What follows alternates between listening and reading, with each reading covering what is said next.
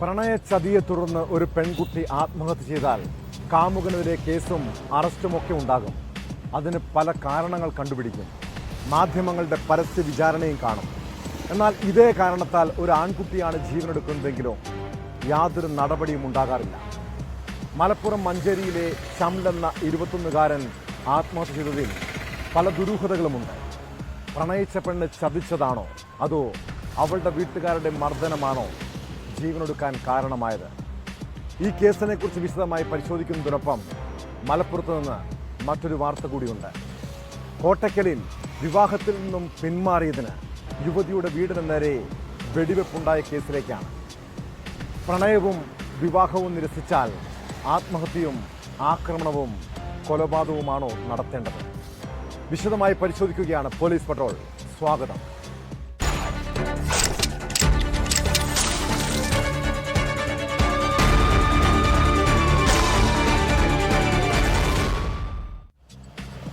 പ്രണയം നിരസിച്ചതിൻ്റെയും വിവാഹത്തിൽ നിന്ന് പിന്മാറിയതിൻ്റെ പേരിൽ ആസിഡാക്രമണവും കൊലപാതകവും ഒക്കെ നടന്നിട്ടുള്ള നാടാണിത്. പിടിച്ചുവാങ്ങാനുള്ളതാണ് സ്നേഹമെന്ന് കരുതുന്ന മനോരോഗികൾ എന്ത് അക്രമവും കാട്ടിക്കൂട്ടും. മലപ്പുറം കോട്ടക്കലിൽ യുവതിയുടെ വീടിന് നേരെ വെടിവെപ്പുണ്ടായത് വിവാഹത്തിൽ നിന്നും പിന്മാറിയതിനെ തുടർന്നാണ്. എയർഗൺ ഉപയോഗിച്ച് യുവാവ് 3 റൗണ്ട് വെടിയുതിർത്തു. സംഭവത്തിൽ വധശ്രമത്തിന് കേസെടുത്ത പോലീസ് പ്രതി അബു താഹിറിനെ അറസ്റ്റ് ചെയ്തിട്ടുണ്ട്. യുവാവ് ലഹരിക്കടിമയാണെന്ന് തിരിച്ചറിഞ്ഞാണ് നിക്കാഹ് കഴിഞ്ഞ ശേഷം പെൺകുട്ടി ഇയാളുമായുള്ള വിവാഹം വേണ്ട എന്ന് തീരുമാനിച്ചത്.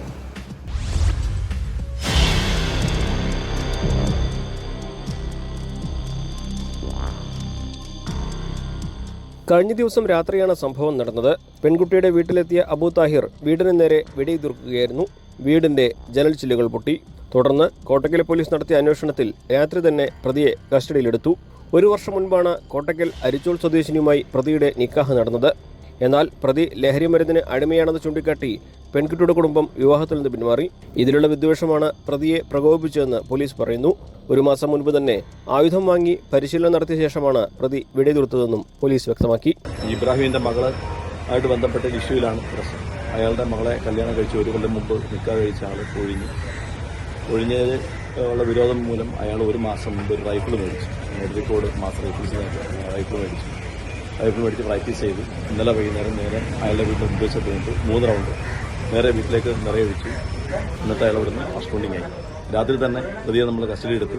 പ്രതി ഇപ്പോൾ കസ്റ്റഡിയിലുണ്ട്. സംഭവത്തിൽ പ്രതിക്കെതിരെ വധശ്രമത്തിന് പോലീസ് കേസെടുത്തു. തലനാരിഴയ്ക്കാണ് അപകടം ഒഴിവായതെന്നും അല്ലെങ്കിൽ ജീവഹാനി വരെ സംഭവിക്കുമായിരുന്നെന്നും പോലീസ് പറയുന്നു. ആളിനെ അപകടപ്പെടുത്താനുള്ള ഉദ്ദേശം കൊണ്ടായിരിക്കണമല്ലോ വീടിന്റെ മുമ്പിൽ തന്നെ വന്നിട്ട് നിറയൊഴിക്കുന്നത്. മാത്രമല്ല ആ സമയത്ത് ആള് കട്ടിൽ കിടക്കുകയായിരുന്നുകൊണ്ട് മാത്രമാണ് അയാൾക്ക് അപകടം പറ്റുന്നത്. അകത്തെ മുറിയിൽ ഇരിക്കുന്ന ആളാണെങ്കിൽ കൃത്യമായിട്ട് വെടിയേക്കുകയും അയാൾ മരണപ്പെടാനും സാധ്യതയുണ്ടായിരുന്നു. പ്രതി ആക്രമണത്തിൽ ഉപയോഗിച്ച എയർ റൈഫിളും പോലീസ് കസ്റ്റഡിയിലെടുത്തിട്ടുണ്ട്.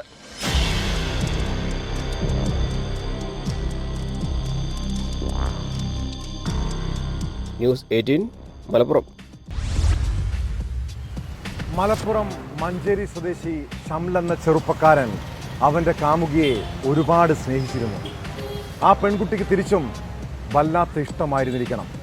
അതുകൊണ്ട് തന്നെയാണ് വീട്ടുകാർ എതിർത്തിട്ടും അവർ പ്രണയം തുറന്നത്.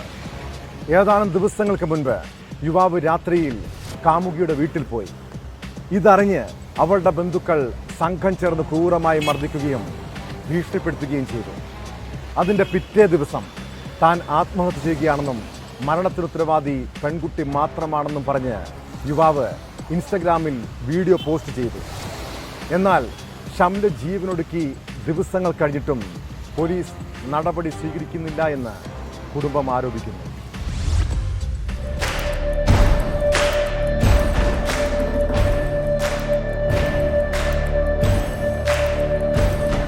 തന്റെ മരണത്തിന് കാരണക്കാരി പ്രണയിക്കുന്ന പെൺകുട്ടി മാത്രമാണെന്ന് ഇൻസ്റ്റഗ്രാമിൽ വീഡിയോ പോസ്റ്റ് ചെയ്ത ശേഷമായിരുന്നു ഷംൽ ജീവനൊടുക്കിയത്. എന്നാൽ പെൺകുട്ടിയുടെ കുടുംബാംഗങ്ങളാണ് ഇതിന് കാരണക്കാരെന്നാണ് ഷംലിന്റെ കുടുംബം ആരോപിക്കുന്നത്. 2 തവണ പെൺകുട്ടിയുടെ കുടുംബാംഗങ്ങൾ ഷംലിനെ ഭീഷണിപ്പെടുത്തുകയും മർദ്ദിക്കുകയും ചെയ്തിട്ടുണ്ടെന്നും ഇവർ പറയുന്നു. 1 തവണ പോലീസ് സ്റ്റേഷനിൽ നിന്നും എല്ലാം ഒത്തുതീർപ്പായി പിരിഞ്ഞതാണ്. പെൺകുട്ടിയാണ് വീണ്ടും ഷംലിനെ വിളിച്ചതെന്നും കുടുംബം പറയുന്നു. തുടർന്നുണ്ടായ മർദ്ദനവും ഭീഷണിയുമൊക്കെയാണ് ഷംലിനെ ആത്മഹത്യക്ക് പ്രേരിപ്പിച്ചതെന്നാണ് ഇവരുടെ വാദം. ഉപദ്രവിച്ചിക്കണെന്ന് പറയണത് ഞങ്ങൾ ഫോണ് കണ്ടാണ് പറയാം, അല്ലാതെ നമ്മൾ കണ്ണിൽ കണ്ടല്ല പറയും. ഫോണിലും എൻ്റെ എല്ലേതും ഉണ്ട്. എനിക്ക് വൈയായിട്ട് വരും കുട്ടും അന്നെ ഞങ്ങൾ എന്നെ അങ്ങനെ കോട്ടും എന്നൊക്കെ ഈ കുട്ടീനോട് പറയുന്നുണ്ട്.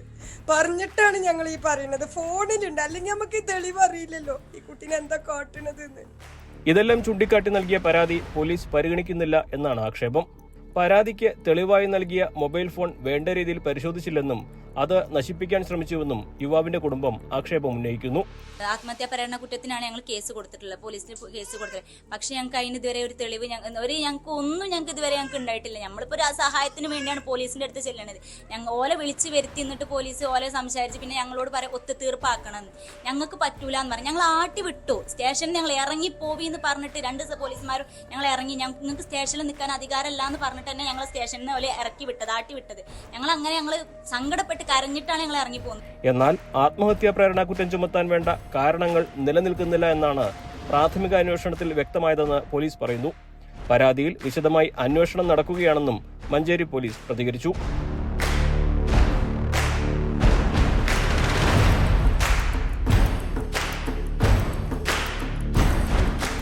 ന്യൂസ് 18 മലപ്പുറം. തിരുവനന്തപുരം കളിയിക്കാവിളയിൽ ക്വാറി ഉടമയെ കഴുത്തറുത്ത് കൊലപ്പെടുത്തിയത് കൊടും ക്രിമിനലാണ്. 50ഓളം കേസുകളിലെ പ്രതിയാണ് അറസ്റ്റിലായ മലയം സ്വദേശി അമ്പിളി എന്ന സജികുമാർ. സംഭവം നടന്ന് 24 മണിക്കൂർ പിന്നിടും മുൻപ് പ്രതി പിടിയിലായെങ്കിലും കേസിൽ ഇപ്പോഴും ചില അവ്യക്തതകളുണ്ട്. പണം കവർച്ച ചെയ്യാനാണ് കൊല നടത്തിയതെന്നാണ് പ്രതിയുടെ മൊഴി. എന്നാൽ എവിടെ വെച്ചാണ് ഇയാൾ കൊല്ലപ്പെട്ട ദീപുവിൻ്റെ വാഹനത്തിൽ കയറിയതെന്നും ഇരുവരും തമ്മിൽ എന്താണ് ബന്ധമെന്നോ കണ്ടെത്താൻ ഇതുവരെയും കഴിഞ്ഞിട്ടില്ല. കളിയിക്കാവിള പോലീസ് സ്റ്റേഷന് 200 മീറ്റർ അകലെ നടന്ന കൊലപാതകത്തിൽ നിർണായകമായത് CCTV ദൃശ്യങ്ങളാണ്.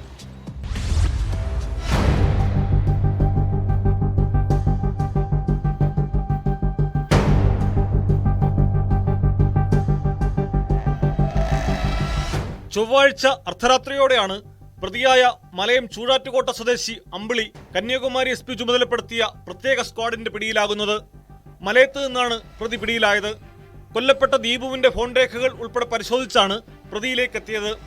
നെയ്യാറ്റിൻകര മുതൽ കാറിലൊപ്പമുണ്ടായിരുന്ന ചൂഴാറ്റുകോട്ട അമ്പിളി എന്ന സജികുമാർ ദീപുവിനെ കൊലപ്പെടുത്തിയ ശേഷം കടന്നുകളയുകയായിരുന്നെന്ന് പോലീസ് പറയുന്നു. കാറിൽ നിന്ന് പ്രതി പോകുന്ന CCTV ദൃശ്യങ്ങളും അന്വേഷണത്തിൽ നിർണായകമായി. ഇരുവരും തമ്മിലുള്ള ബന്ധവും പോലീസ് പരിശോധിക്കുന്നുണ്ട്. ചോദ്യം ചെയ്യലിൽ അമ്പിളിയിൽ നിന്ന് ചില നിർണായക വിവരങ്ങൾ പോലീസിന് ലഭിച്ചതായാണ് വിവരം. അതേസമയം മൊഴികളിലെ ചില വൈരുദ്ധ്യങ്ങൾ അന്വേഷണ സംഘത്തെ കുഴയ്ക്കുന്നു. കൊലപാതകത്തിന്റെ പൂർണ്ണ ചിത്രം തെളിയാൻ സമയം വേണ്ടിവരുമെന്നാണ് പോലീസ് പറയുന്നത്. പ്രതിയുമായി തമിഴ്നാട് പോലീസ് തിരുവനന്തപുരത്ത് തെളിവെടുപ്പിനെത്തും. മലയം, നെയ്യാറ്റിൻകര, ക്രഷർ യൂണിറ്റ്, ഒറ്റമരം എന്നിവിടങ്ങളിലെത്തിച്ച് തെളിവെടുപ്പ് നടത്താനാണ് തീരുമാനം. ക്രൂരമായ രീതിയിലാണ് പ്രതി കൊല നടത്തിയതെന്ന് പോലീസ് പറഞ്ഞു. കട്ടർ ബ്ലേഡ് ഉപയോഗിച്ച് കഴുത്തിൽ കുത്തിയപ്പോൾ ബ്ലേഡ് ഒടിഞ്ഞ ബ്ലേഡിന്റെ ഭാഗം പോലീസ് കാറിൽ നിന്ന് കണ്ടെത്തിയിരുന്നു. തുടർന്ന് കയ്യിൽ കരുതിയിരുന്ന സർജിക്കൽ ബ്ലേഡ് ഉപയോഗിച്ച് കഴുത്തറക്കുകയായിരുന്നു. മരണം ഉറപ്പുവരുത്തിയ ശേഷം പ്രതി നടന്ന് സമീപത്തുള്ള മെഡിക്കൽ ഷോപ്പിൽ കയറി. മെഡിക്കൽ ഷോപ്പിലെ CCTV ദൃശ്യം പരിശോധിച്ചപ്പോഴാണ് അമ്പിളിയെ പോലീസ് തിരിച്ചറിഞ്ഞത്. അവിടെ നിന്ന് ബൈക്കിൽ ലിഫ്റ്റ് ചോദിച്ച് കളിയിക്കാവിളയിലെത്തിയ ശേഷം ബസ്സിൽ തിരുവനന്തപുരത്തേക്ക് എത്തിയെന്നാണ് പ്രതിയുടെ മൊഴി. കാറിൽ നിന്ന് പണം എടുത്തിട്ടില്ലെന്നും പ്രതി പോലീസിന് മൊഴി നൽകി. എന്നാൽ ഇത് പോലീസ് വിശ്വാസത്തിലെടുത്തിട്ടില്ല. കാറിലുണ്ടായിരുന്ന 10 ലക്ഷം രൂപ ലക്ഷ്യം വെച്ചായിരുന്നു കൊലപാതകമെന്നാണ് പോലീസിന്റെ പ്രാഥമിക നിഗമനം. അതേസമയം രോഗിയായ അമ്പിളിക്ക് ഒറ്റയ്ക്ക് കൊല നടത്താനാകുമോ എന്ന ചോദ്യവും ബാക്കിയാകുന്നു. മുമ്പ് ഗുണ്ടാപ്രവർത്തനത്തിൽ സജീവമായിരുന്ന അമ്പിളി നിരവധി കേസുകളിൽ പ്രതിയാണ്. കൊലപാതകവും സ്പിരിറ്റ് കടത്തും അടക്കമുള്ള കേസുകൾ ഇയാൾക്കെതിരെയുണ്ട്. ദീപുവിന്റെ കോറിക്കടുത്താണ് അമ്പിളി താമസിച്ചിരുന്നത്. ഇരുവരും അടുത്ത പരിചയക്കാരുമായിരുന്നു. പ്രതിയെ കൂടുതൽ ചോദ്യം ചെയ്യുന്നതോടെ സംഭവത്തിൽ വ്യക്തത വരുമെന്നാണ് പോലീസ് പ്രതീക്ഷിക്കുന്നത്.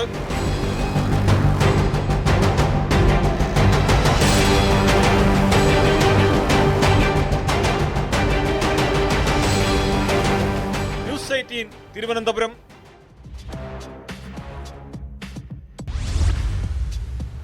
ഹണി ട്രാപ്പ് പോലെ ആളുകളെ വലയിൽ വീഴ്ത്തി പണം തട്ടാൻ യുവാക്കളും ഇറങ്ങിയിരിക്കുകയാണ്.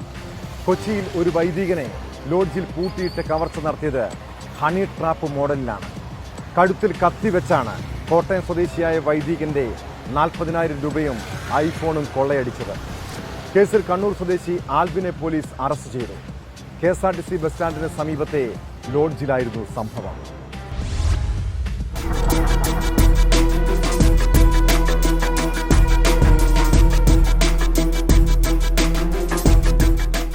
എറണാകുളം KSRTCക്ക് സമീപത്തെ ലോഡ്ജിൽ കഴിഞ്ഞ ഞായറാഴ്ചയാണ് സംഭവമുണ്ടായത്. കോട്ടയം പാലായിലെ പള്ളി വികാരിയായ വൈദികൻ സ്വകാര്യ ആവശ്യത്തിനായാണ് കൊച്ചിയിലെത്തിയത്. ഇതിനിടെ ശാരീരിക ബുദ്ധിമുട്ടുകൾ ഉണ്ടായതിനെ തുടർന്ന് KSRTC പരിസരത്തുള്ള ഒരു ലോഡ്ജിൽ മുറിയെടുത്തു.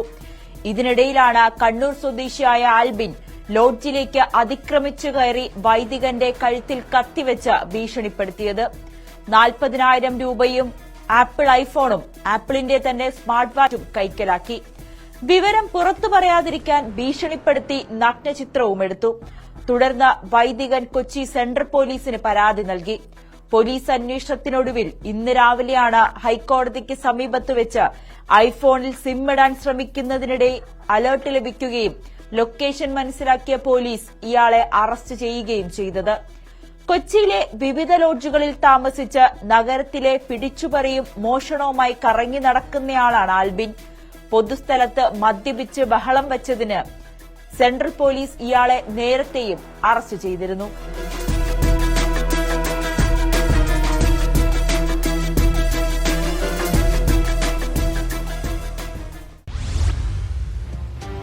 പന്തീരാങ്കാവ് ഗാർഹിക പീഡന കേസിൽ യുവതി മൊഴി മാറ്റിയതോടെ ഇനി കാര്യങ്ങൾ കോടതിയുടെ കയ്യിലാണ്. കേസ് റദ്ദാക്കരുതെന്ന് പോലീസ് ഹൈക്കോടതിയെ അറിയിച്ചിട്ടുണ്ട്. പരാതിക്കാരിയായ യുവതി മൊഴി മാറ്റിയത് പ്രതി രാഹുലിന്റെ സമ്മർദ്ദത്തെ തുടർന്നെന്ന് അന്വേഷണ സംഘം ഹൈക്കോടതിയിൽ സമർപ്പിച്ച റിപ്പോർട്ടിൽ പറയുന്നു. കേസ് റദ്ദാക്കണമെന്നാവശ്യപ്പെട്ട് രാഹുൽ നൽകിയ ഹർജി തള്ളണമെന്നാണ് പോലീസ് ആവശ്യപ്പെട്ടിരിക്കുന്നത്. യുവതി പോലീസ് സ്റ്റേഷനിൽ നേരിട്ടെത്തിയാണ് ഭർത്താവായ രാഹുലിനെതിരെ പരാതി നൽകിയതെന്നും റിപ്പോർട്ടിലുണ്ട്.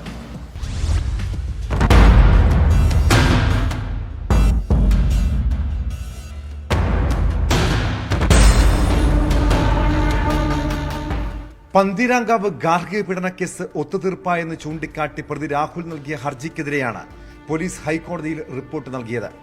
എഫ്ഐആർ റദ്ദാക്കണമെന്നാവശ്യപ്പെട്ടുള്ള പ്രതി രാഹുലിന്റെ ഹർജിയിൽ സർക്കാരിനോട് ഹൈക്കോടതി നിലപാട് തേടിയിരുന്നു. സർക്കാർ പന്തീരാങ്കാവ് SHO, പരാതിക്കാരി എന്നിവർക്കയച്ച നോട്ടീസിലാണ് നടപടി. യുവതി മൊഴി മാറ്റിയത് പ്രതി രാഹുലിന്റെ സമ്മർദ്ദത്തെ തുടർന്നെന്നാണ് അന്വേഷണ സംഘം പറയുന്നത്.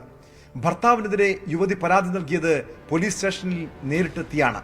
കേസെടുത്തതിന് പിന്നാലെ രാഹുൽ ജർമ്മനിയിലേക്ക് കടന്നിരുന്നു. തന്റെ വീട്ടുകാരുടെ സമ്മർദ്ദത്തെ തുടർന്നാണ് ഭർത്താവിനെതിരെ പരാതി നൽകിയതെന്നാണ് യുവതി പിന്നീട് പറഞ്ഞത്.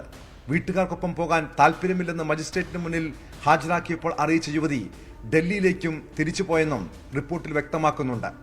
വീട്ടുകാരുടെ സമ്മർദ്ദത്തെ തുടർന്നാണ് ഭർത്താവിനെതിരെ ഗാർഹിക പീഡന പരാതി നൽകിയത് എന്നാണ് കഴിഞ്ഞ ദിവസം യൂട്യൂബ് ചാനലിലൂടെ പെൺകുട്ടി വെളിപ്പെടുത്തിയത്. എന്നാൽ ആരുടെയോ സമ്മർദ്ദത്തിന് വഴങ്ങിയാണ് പെൺകുട്ടി മൊഴി മാറ്റിയതെന്ന് വീട്ടുകാരും ആരോപിച്ചിരുന്നു. മാതാപിതാക്കൾക്കൊപ്പം പോകാൻ താല്പര്യമില്ലെന്ന് കഴിഞ്ഞ ദിവസം മജിസ്ട്രേറ്റിന് മുന്നിൽ ഹാജരാക്കിയപ്പോൾ അറിയിച്ച യുവതി ഡൽഹിയിലേക്ക് തിരിച്ചു പോകുകയും ചെയ്തു. പിന്നാലെയാണ് എഫ്ഐആർ റദ്ദാക്കണമെന്നാവശ്യപ്പെട്ട് പ്രതി ഹൈക്കോടതിയിൽ ഹർജി സമർപ്പിച്ചത്.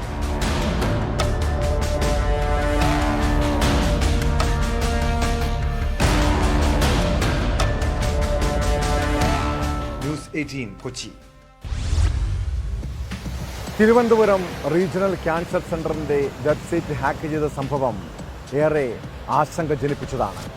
റാൻസംവെയർ വൈറസ് ഉപയോഗിച്ച് വെബ്സൈറ്റ് ഹാക്ക് ചെയ്തതിന് പിന്നിൽ വിദേശ സംഘമെന്നാണ് വിവരം. ഇതോടെ കേസിന്റെ അന്വേഷണം രാജ്യാന്തര തലത്തിലേക്ക് വ്യാപിപ്പിച്ചിരിക്കുകയാണ് സൈബർ ക്രൈം പോലീസ്. 3 രാജ്യങ്ങളിൽ നിന്നാണ് ഹാക്കിംഗ് നടന്നതെന്നാണ് കണ്ടെത്തൽ. അജ്ഞാതന്റെ വിശദാംശങ്ങൾ തേടി Thiruvananthapuram cyber crime police Russian cyber വിദഗ്ധരുമായി ബന്ധപ്പെട്ടിട്ടുണ്ട്. RCCയിലെ രോഗികളുടെ വിശദാംശങ്ങളടങ്ങിയ ഡാറ്റാബേസ് ചോർത്തിയിട്ടില്ലെന്നും വെബ്സൈറ്റിന്റെ പ്രവർത്തനം തകരാറിലാക്കുക മാത്രമാണ് ചെയ്തതെന്നുമാണ് പ്രാഥമിക കണ്ടെത്തൽ.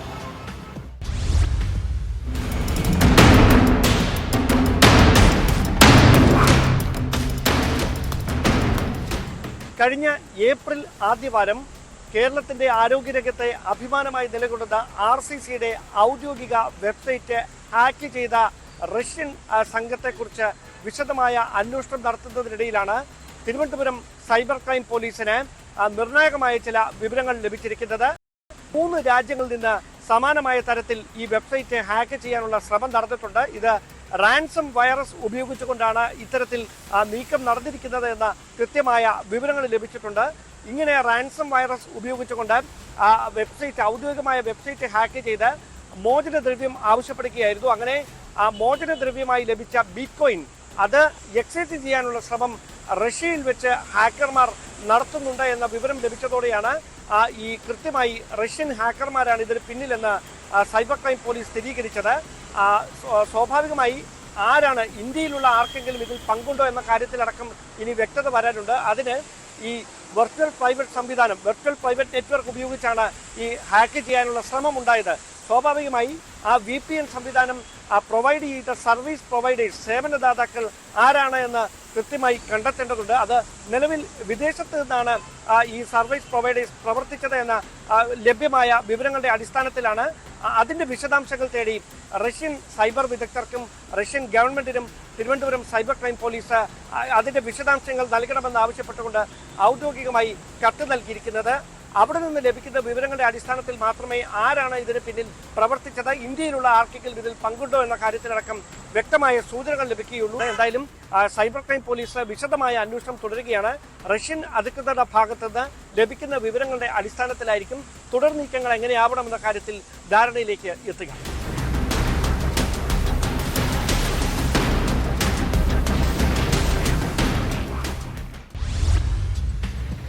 കോഴിക്കോട് കൊടുവള്ളിയിലെ ജനങ്ങൾ വല്ലാത്ത ഭീതിയിലാണ്. കവർച്ചാ സംഘങ്ങൾ കാരണം ഉറക്കം പോലും നഷ്ടപ്പെട്ട അവസ്ഥ. 2 ദിവസത്തിനിടെ കൊടുവള്ളിയിലും സമീപ പ്രദേശങ്ങളിലുമായി മാത്രം 2 കവർച്ചകൾ. കൊടുവള്ളി മോഡേൺ ബസാറിന് സമീപത്തെ അടച്ചിട്ട വീട്ടിൽ നിന്ന് പണവും സ്വർണവും അപഹരിച്ചു. വീട്ടുടമ ഷംസുദ്ദീൻ കുടുംബസമേതം വിദേശത്താണ്. ഇത് മനസ്സിലാക്കിയെത്തിയവരാണ് കവർച്ചയ്ക്ക് പിന്നിലെന്നാണ് സൂചന. കഴിഞ്ഞ ദിവസം കൊടുവള്ളി കച്ചേരി മുക്കിലെ വീട് കുത്തിത്തുറന്ന് 32 പവൻ സ്വർണം കവർന്നിരുന്നു.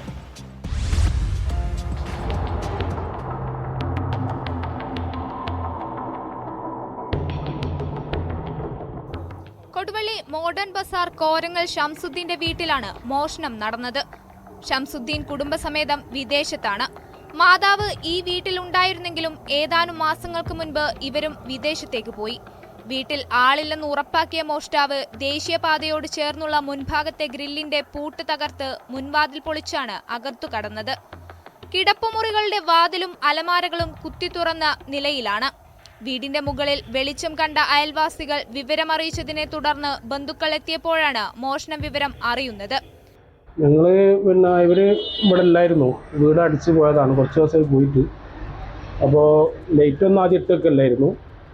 അപ്പോൾ പെട്ടെന്ന് തൊട്ടടുത്ത വീട്ടുകാർ വിളിച്ചു പറഞ്ഞു, നിങ്ങളെ അവിടെ ലൈറ്റ് കത്തുന്നുണ്ടല്ലോ, എന്താണ് നിങ്ങൾ ഇട്ടിനോന്ന് ചോദിച്ചു. അപ്പോൾ അതറിഞ്ഞ് ഞങ്ങൾ വന്ന് നോക്കിയതാണ്. വന്ന് നോക്കിയപ്പോഴാണ് ഇവിടെ മുമ്പിലത്തെ ഡോറ് പൊളിച്ചതായിട്ട് കാണുന്നത്. പിന്നെ ഞങ്ങൾ നോക്കി, പോലീസിന് ഇൻഫോം ചെയ്ത് പിന്നെ അവരൊക്കെ വിളിച്ചിരുന്നോ സാധനം പോയിട്ടുണ്ടോ എന്നൊക്കെ നോക്കി. ഉള്ളിലൊക്കെ എല്ലാ അലമാരയും എല്ലാ സാധനവും എല്ലാ വാതിലൊക്കെ കൂട്ടൊക്കെ പൊളിച്ചു ഞാൻ ഉള്ളിൽ കയറിയത്. എല്ലാ അലമാരകളും കുത്തി തുറന്ന് വസ്ത്രങ്ങൾ ഉൾപ്പെടെ വാരി വലിച്ചിട്ട നിലയിലാണ്. 1 പവനോളം സ്വർണ്ണാഭരണങ്ങളും 15,000 രൂപയും നഷ്ടമായി. കൊടുവള്ളി പോലീസ് കേസെടുത്ത് അന്വേഷണം ആരംഭിച്ചു. വിരലടയാള വിദഗ്ധരും ഡോഗ് സ്ക്വാഡും സ്ഥലത്തെത്തി പരിശോധന നടത്തി. കഴിഞ്ഞ ദിവസം കൊടുവള്ളി കച്ചേരിമുക്കിലെ ആളില്ലാത്ത വീട് കുത്തിത്തുറന്ന് 32 പവൻ സ്വർണം അപഹരിച്ചിരുന്നു. ഇതേ ദിവസമാണോ ഇവിടെയും കവർച്ച നടന്നതെന്ന് സംശയമുണ്ട്. കച്ചേരിമുക്കിലും പ്രധാന റോഡിനോട് ചേർന്നുള്ള വീട്ടിലാണ് കവർച്ച നടന്നത്. ആളില്ലാത്ത വീടുകൾ കൃത്യമായി മനസ്സിലാക്കിയാണ് കവർച്ച നടത്തുന്നതെന്നാണ് സൂചന.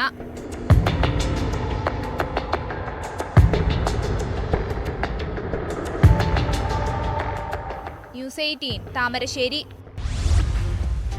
വീടുകളും ആരാധനാലയങ്ങളും മാത്രമല്ല, കച്ചവട സ്ഥാപനങ്ങളും ലക്ഷ്യമിടുകയാണ് കവർച്ചാ സംഘങ്ങൾ. തിരുവനന്തപുരം മുതൽ കാസർഗോഡ് വരെ എല്ലായിടത്തും കള്ളന്മാരെ കൊണ്ട് പൊറുതിമുട്ടുന്നു. തിരുവനന്തപുരം അമ്പലത്തറയിൽ പഴം പച്ചക്കറി ഹോൾസെയിൽ കടയിലാണ് മോഷണം നടന്നത്. SN വെജിറ്റബിൾസ് എന്ന കടയിൽ നിന്ന് 3.5 ലക്ഷം രൂപയോളം നഷ്ടപ്പെട്ടെന്നാണ് പരാതി.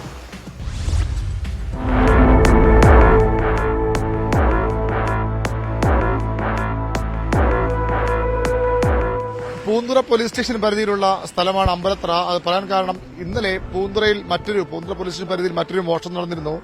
പൂന്തുറ ദേവീക്ഷേത്രത്തിലെ ശാസ്താക്ഷേത്രത്തിലെ പഞ്ചലോഹ വിഗ്രഹം മോഷ്ടിക്കപ്പെട്ടിരുന്നു. അതിന് തൊട്ടടുത്ത ദിവസമാണ് ഇവിടെ ഈ വെജിറ്റബിൾസ് ആൻഡ് ഫ്രൂട്ട്സ്, ഇതൊരു SN vegetables and fruits wholesale സ്ഥാപനം കൂടിയാണ്, ഹോൾസെയിൽ റീറ്റെയിലും ഒക്കെയുള്ള സ്ഥാപനമാണ്. അവിടെയാണ് ഈ മോഷണം നടന്നിരിക്കുന്നത്. 3,60,60,000 രൂപയാണ് മോഷണം പോയത്. ഇവിടെ പല സ്ഥലങ്ങളിലായി സൂക്ഷിച്ചിരുന്ന ക്യാഷാണ് മോഷണം ഇവിടെ ഉണ്ടെന്ന് തോന്നുന്നില്ല. ഇവിടെ ഈ കാണുന്ന കൗണ്ടറിൽ നിന്ന് ഒരു 15,000 രൂപ മോഷ്ടിച്ചു. അകത്ത് ഓഫീസിൽ നിന്നാണ് ബാക്കി തുക മോഷണം. നമുക്കിപ്പോൾ ഇതിന്റെ ഉടമ ശിവൻ ചേർന്നു. എങ്ങനെയാണത് ശ്രദ്ധയപ്പെട്ടത്? ഇന്നലെ രാത്രി വന്നിട്ട് ഒരു 1:15 മണിയായപ്പോഴേക്കും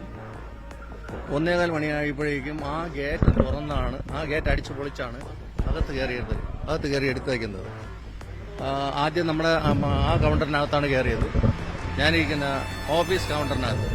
അതിനകത്തിന് ഏകദേശം ഒരു 3,40,000 രൂപയും ഈ കൗണ്ടറിൽ നിന്ന് ഏകദേശം ഒരു 15,000 രൂപയും ഏകദേശം 3,60,000 രൂപയുണ്ട്. ഗേറ്റ് തുറന്ന് ഇവിടെ ഒരു പൂട്ട് പൊളിച്ചാണ് കള്ളന്മാർ അകത്തേക്ക് വന്നത്. രണ്ടുപേരുടെ ദൃശ്യങ്ങളാണ് CCTVയിൽ പതിഞ്ഞിട്ടുള്ളത്. കൂടുതൽ പേർ ഉണ്ടാകാമെന്ന സംശയം ഇവർ പറയുന്നത്. പൂന്തുറ പോലീസ് ഇവിടെ അന്വേഷണം ആരംഭിച്ചിട്ടുണ്ട്. ഈ ഭാഗം വഴിയാണ്, ഇവിടെ ഒരു ചതുപ്പൊക്കെയാണ് ഈ ഭാഗത്ത്. ഇവിടെയും CCTV ഉണ്ട്. ഇതുവഴിയാണ് കള്ളന്മാർ വന്നത് എന്നാണ് ഇപ്പോൾ സംശയിക്കുന്നത്. ഈ ഓഫീസ് റൂമിൽ എവിടെ ഇത് വെച്ചിരുന്ന ഡ്രോ ഉണ്ടോ? ഈ ഓഫീസ് റൂമിൽ സൂക്ഷിച്ചിരുന്ന പൈസയാണ് കൂടുതൽ നഷ്ടപ്പെട്ടത്. 3,40,000 രൂപ ഈ ഡ്രോ തുറന്ന് എടുത്തുകൊണ്ടുപോകുന്ന ദൃശ്യങ്ങളാണ് CCTVയിൽ വ്യക്തമായിരിക്കുന്നത്. ആ ഡ്രോ പോലീസ് നേരത്തെ ഇവിടെ പൂന്തുറ പോലീസ് സ്ഥലത്തെത്തി പ്രാഥമിക അന്വേഷണം ആരംഭിച്ചിട്ടുണ്ട്. ഏതായാലും തുടർച്ചയായ 2ാം ദിവസവും പൂന്തുറ പോലീസ് സ്റ്റേഷൻ പരിധിയിൽ മോഷണം നടക്കുന്നു എന്നുള്ളത് തന്നെയാണ് ആശങ്ക ഉണ്ടാക്കുന്നത്.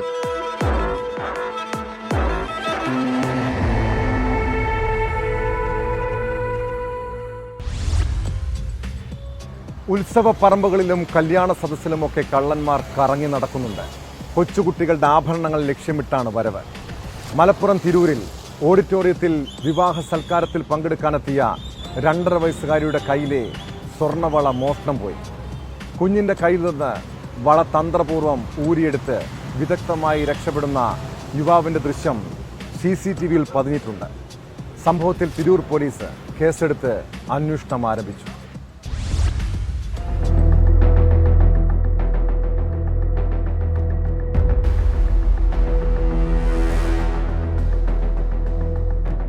കഴിഞ്ഞ തിങ്കളാഴ്ച അല്ലൂർ ഓഡിറ്റോറിയത്തിൽ നടന്ന വിവാഹ സൽക്കാരത്തിൽ പങ്കെടുക്കാനെത്തിയ തെക്കൻ കുറ്റൂർ സ്വദേശി മുർദസിന്റെ മകളായ 2.5 വയസ്സുകാരിയുടെ സ്വർണ്ണവളയാണ് മോഷണം പോയത്. വിവാഹ സൽക്കാരം കഴിഞ്ഞ് മടങ്ങുമ്പോഴാണ് കുഞ്ഞിന്റെ കൂടെയുള്ളവർ വള നഷ്ടപ്പെട്ടതറിഞ്ഞത്. ഉടൻ തന്നെ ഓഡിറ്റോറിയത്തിൽ തെരച്ചിൽ നടത്തിയെങ്കിലും കണ്ടെത്താനായില്ല. പിന്നീട് CCTV പരിശോധിച്ചപ്പോഴാണ് ഒരു യുവാവ് കുട്ടിയുടെ അടുത്ത് വന്നിരിക്കുന്നതിന്റെയും തന്ത്രപൂർവ്വം വള കൈക്കലാക്കുന്നതിന്റെയും ദൃശ്യങ്ങൾ ലഭിച്ചത്.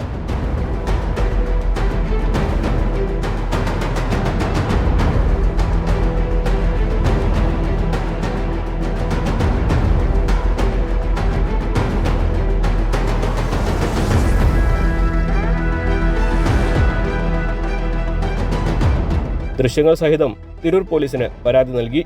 പ്രതിക്കായി പോലീസ് അന്വേഷണം ഊർജിതമാക്കിയിട്ടുണ്ട്.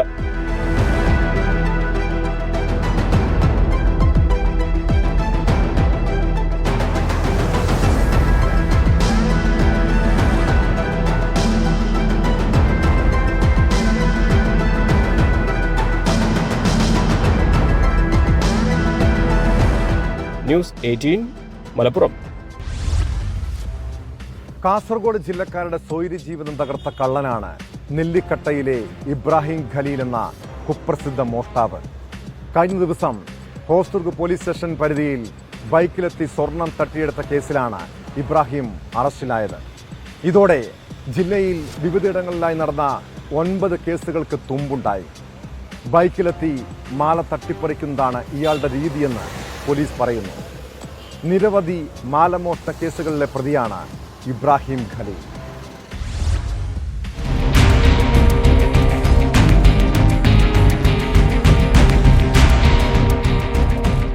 കഴിഞ്ഞ ദിവസം ഹോസ്ദുർഗ് പോലീസ് സ്റ്റേഷൻ പരിധിയിലെ അജാനൂർ ഇട്ടമ്മലിലെ സരോജിനിയുടെ സ്വർണ്ണാഭരണങ്ങൾ തട്ടിയെടുത്ത കേസിലാണ് ഇബ്രാഹിം ഖലീൽ അറസ്റ്റിലായത്. കഴിഞ്ഞ 15-ന് ആയുർവേദ ആശുപത്രി റോഡിലൂടെ നടന്നു പോവുകയായിരുന്ന സരോജിനിയുടെ സ്വർണ്ണമാല കറുത്ത കോട്ട് ധരിച്ച് ബൈക്കിലെത്തിയാണ് പ്രതി കവർന്നത്. ബദിയടക്ക് പോലീസിന്റെ സഹായത്തോടെ ചെന്നടുക്കിയിൽ നിന്നാണ് ഹോസ്ദുർഗ് പോലീസ് ഇൻസ്പെക്ടർ NP ആസാദും സംഘവും പ്രതിയെ പിടികൂടിയത്. ഇയാളെ ചോദ്യം ചെയ്തതിൽ നിന്നാണ് കാസർഗോഡ് ജില്ലയിലെ വിവിധ പോലീസ് സ്റ്റേഷനുകളിൽ രജിസ്റ്റർ ചെയ്ത സമാനമായ 9ഓളം കേസുകൾക്ക് തുമ്പുണ്ടായത്. ബദിയടക്ക പോലീസ് സ്റ്റേഷൻ പരിധിയിൽ മാത്രം ഇത്തരത്തിൽ 4 സ്ത്രീകളുടെ സ്വർണ്ണമാലകൾ കവർന്നത് ഇബ്രാഹിം ഖലീലാണെന്ന് ചോദ്യം ചെയ്യലിൽ സമ്മതിച്ചു. വിദ്യാനഗർ, മേൽപ്പറം, ഹോസ്ദുർഗ് പോലീസ് സ്റ്റേഷനുകളിലാണ് ഇബ്രാഹിം ഖലീലിനെതിരെ മറ്റു കേസുകളുള്ളത്. തട്ടിയെടുത്ത സ്വർണ്ണമാലകൾ സുള്ളിയയിൽ വിൽപ്പന നടത്തിയതായും പ്രതി പോലീസിനോട് സമ്മതിച്ചിട്ടുണ്ട്. പ്രതിയെ കൂടുതൽ ചോദ്യം ചെയ്യുന്നതിനും തെളിവെടുപ്പ് നടപടികൾക്കുമായി കസ്റ്റഡിയിൽ ആവശ്യപ്പെട്ട് police Hosdurg judicial 1ാം class magistrate കോടതിയിൽ അപേക്ഷ നൽകിയിട്ടുണ്ട്. കഴിഞ്ഞ ഏതാനും മാസങ്ങളായി ജില്ലയിൽ ബൈക്കിലെത്തി മാല തട്ടിപ്പറിക്കുന്നത് ഭീതി പരത്തിയിരുന്നു. പ്രതി പിടിയിലായതോടെ പോലീസിനും ഒപ്പം പൊതുജനങ്ങൾക്കും ഇത് ഏറെ ആശ്വാസം പകരുകയാണ്.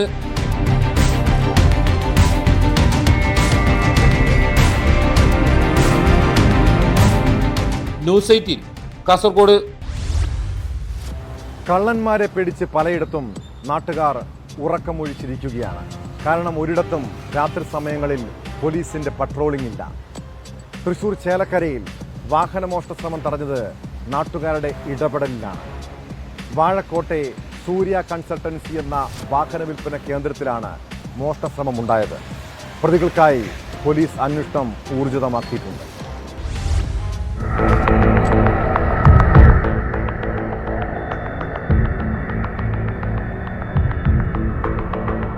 ചൊവ്വാഴ്ച രാത്രി 11 മണിയോടെയാണ് സംസ്ഥാന പാതയോരത്തെ ചരക്കോണത്ത് സ്ഥിതി ചെയ്യുന്ന സൂര്യ വാഹന വിൽപ്പന കേന്ദ്രത്തിൽ മോഷണശ്രമം നടന്നത്. ഇരുമ്പുവാതിലിന്റെ മുകളിലൂടെ ഉള്ളിൽ പ്രവേശിച്ച ശേഷം അകത്തുനിന്ന് വാതിൽ പൊളിച്ച് വാഹനങ്ങൾ കടത്താനുള്ള ശ്രമമാണ് നടത്തിയത്.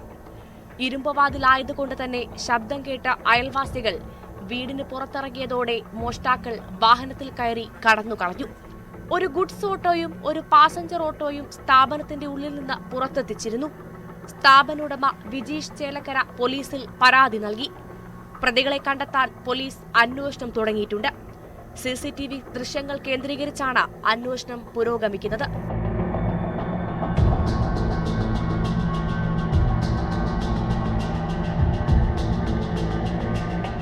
ന്യൂസ് 18 തൃശൂർ. കുറ്റകൃത്യങ്ങളുടെ മറ്റു ചില വാർത്തകൾ ചുരുക്കത്തിൽ. തിരുവനന്തപുരം അരുവിക്കരയിൽ 3.5 കിലോ കഞ്ചാവുമായി പച്ചക്കറി വ്യാപാരി പിടിയിലായത് കളത്തറ നജീം മൻസിലിൽ ദിൽഷാമോൻ. കൊട്ടാരക്കരയിൽ വ്യാപാര സ്ഥാപനങ്ങളിൽ നിന്ന് മൊബൈൽ ഫോൺ മോഷ്ടിക്കുന്ന യുവാവിനെ വ്യാപാരികൾ പിടികൂടി പോലീസിൽ ഏൽപ്പിച്ചു. മുഖത്തല സ്വദേശി ദിനേശ് ബാബുവാണ് പിടിയിലായത്.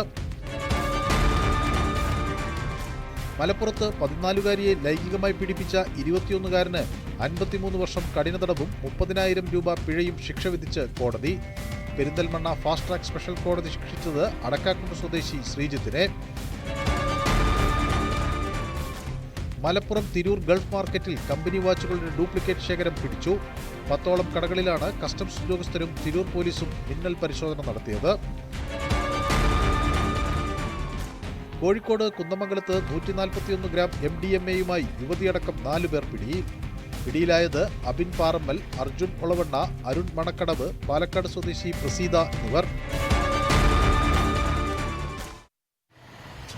വിഷാദരോഗവും മാനസിക സംഘർഷങ്ങളുമാണ് പലരെയും ആത്മഹത്യയിലേക്ക് നയിക്കുന്നത്. ഇത്തരം പ്രവണത ഇപ്പോൾ കൂടുതലായി കണ്ടുവരുന്നത് യുവാക്കളിലും വിദ്യാർത്ഥികൾക്കുമിടയിലാണ്. പാലക്കാട് മെഡിക്കൽ കോളേജിൽ വിദ്യാർത്ഥിയെ തൂങ്ങി മരിച്ച നിലയിൽ കണ്ടെത്തിയ സംഭവമാണ് ഇതിൽ ഒടുവിലെത്തിയത്. 2ാം വർഷ MBBS വിദ്യാർത്ഥി വിഷ്ണു കഴിഞ്ഞ ദിവസം രാത്രിയാണ് ഹോസ്റ്റലിൽ തൂങ്ങി മരിച്ചത്. വിഷ്ണുവിന് മാനസികമായ ബുദ്ധിമുട്ടുകൾ ഉണ്ടായിരുന്നുവെന്ന് സഹപാഠികൾ പറയുന്നു. ഇക്കാലത്ത് ആർക്കും ഇതുപോലുള്ള അവസ്ഥ സംഭവിക്കാം.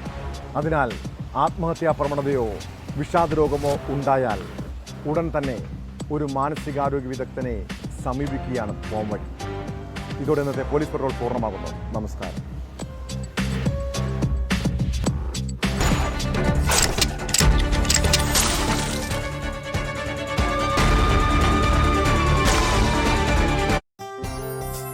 Made in Kerala. Shop ready.